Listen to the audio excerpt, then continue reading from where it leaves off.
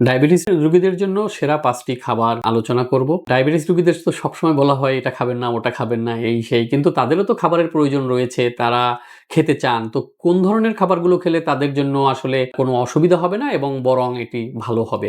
অর্থাৎ ডায়াবেটিসও বাড়বে না এবং শরীরের জন্য নিউট্রিশন মেইনটেইন করবে। এই খাবারগুলো হলো প্রথমত হলো আঁশ জাতীয় খাবারগুলো। এগুলো আপনি কোথায় পাবেন? শাকসবজিতে বেশি পাবেন, ফলমূলে বেশি পাবেন। যেসব ফলে মিষ্টি কম, যে মিষ্টি বেশি মিষ্টি জাতীয় ফল সেগুলো এভয়েড করে যেগুলো কম মিষ্টি জাতীয় ফল সেগুলো খেতে হবে। যেমন গ্রিন আপেল, গ্রিন আঙুর অথবা পেয়ারা, দেশি ফল যেগুলো আছে এগুলো তো কিন্তু কম মিষ্টি, এগুলো খেতে পারবেন, এগুলো ভালো।